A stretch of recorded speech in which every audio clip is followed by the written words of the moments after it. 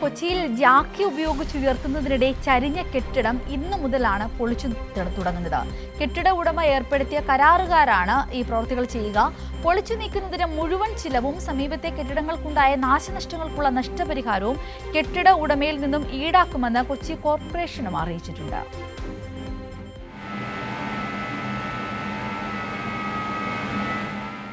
ജാക്കി ഉപയോഗിച്ചുയർത്തുന്നതിനിടെ ചരിഞ്ഞ കെട്ടിടത്തിന്റെ പൊളിക്കൽ നടപടിയുടെ ആദ്യഘട്ടമാണ് ഇന്ന് ആരംഭിക്കുന്നത്.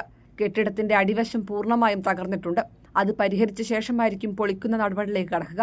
ഒരാഴ്ചയിലധികം നീണ്ടു നിൽക്കുന്ന പ്രവർത്തനത്തിലൂടെ മാത്രമേ ചരിഞ്ഞ കെട്ടിടം പൊളിച്ചു മാറ്റാൻ കഴിയൂ എന്നാണ് കരാർ കമ്പനി അധികൃതർ പറയുന്നത്. പൊളിച്ചു നീക്കുന്നതിന്റെ മുഴുവൻ ചെലവും ഒപ്പം സമീപത്തെ കെട്ടിടങ്ങൾക്കുണ്ടായ നാശനഷ്ടങ്ങൾക്കുള്ള നഷ്ടപരിഹാരവും കെട്ടിട ഉടമയിൽ നിന്ന് ഈടാക്കുമെന്ന് കൊച്ചി കോർപ്പറേഷൻ പറഞ്ഞു. ഓണർ ചെയ്യും. ഞങ്ങൾ അവരോട് പറഞ്ഞിട്ട് ആ ബിൽഡിംഗ് കംപ്ലീറ്റ് റിപ്പയർ ചെയ്ത് കൊടുക്കുന്ന ഉത്തരവാദിത്വം അവരാ ടോയ്ലറ്റിനകത്താണ് കയറിയിരിക്കുന്നത്. അത് പരിപൂർണ്ണം അതിന്റെ എക്സ്പെൻസ് ആ ബിൽഡിംഗ് ഓണർ പേ ചെയ്യണം.